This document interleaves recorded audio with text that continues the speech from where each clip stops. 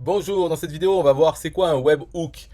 Parce que sur System.io, il dit nouveau, c'est Aurélien, il dit nouveau, on a ajouté l'identifiant affilié dans les données du webhook de System.io. Alors les gens ils disent, mais je ne sais pas c'est quoi un webhook. Aurélien il demande, mais t'as internet, hein? Eh ben oui, et pourquoi tu me dis ça? Ben parce que tu cherches. Tu vas pas demander aux gens c'est quoi un webhook. Moi j'ai fait une vidéo pourquoi c'est un webhook. C'est pour que vous allez dans la description et que vous allez cliquer sur un lien qui va vous amener dans ma machine à vendre en affiliation des choses. Mais sinon vous demandez pas aux gens c'est quoi ça. Vous tapez sur internet. Alors tapez Wikipédia. Un webhook c'est quoi? Mais là vous lisez ça, vous allez rien comprendre. Parce que c'est plein de mots, à chaque fois il faut cliquer. Ça veut dire quoi fonction de rappel personnalisé.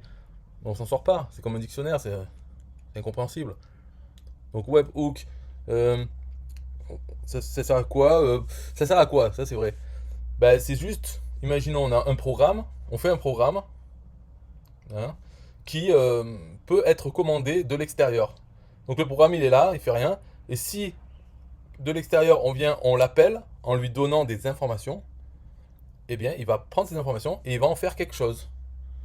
Voilà, c'est le programme, il fait quelque chose avec ces informations. Mais il ne fait rien tout seul. Il faut qu'il soit appelé de l'extérieur. C'est ça le webhook. Et dans System.io, donc il y a déjà des webhooks, mais il y en a de partout, hein.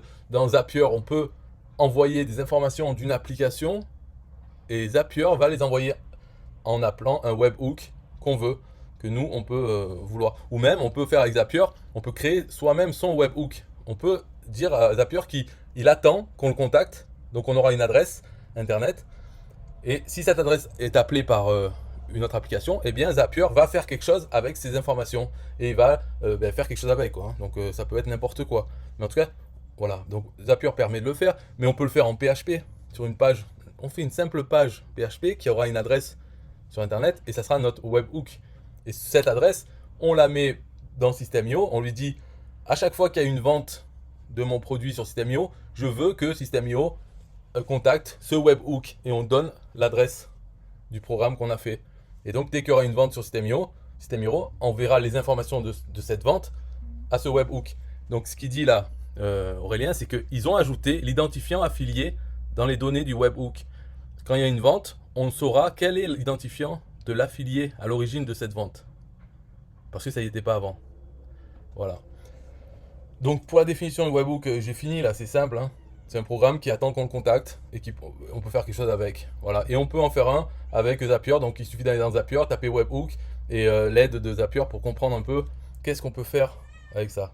Et c'est donc comme ils disent, le format est généralement le JSON, donc c'est un format texte dedans. Et la requête, donc l'envoi, il est fait comme un post parce qu'il y a deux méthodes, c'est get et post. Et là c'est en post. Donc dans son programme PHP, on sait qu'on doit lire les données envoyées en poste. Et quand on les lit, quand on reçoit un fichier texte formaté en JSON. Donc dans PHP, il y a des fonctions pour transformer ce JSON en tableau de variables.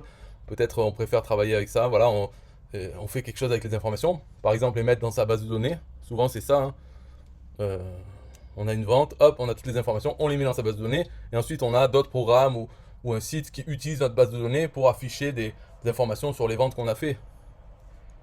Donc dans le cadre de cette information, il demande à quoi ça peut servir d'avoir l'identifiant affilié. Eh bien c'est parce que si nous on veut faire un programme d'affiliation un peu plus motivant pour les gens, on peut leur dire voilà, chaque contact qu'on a, chaque affilié, on a son identifiant affilié.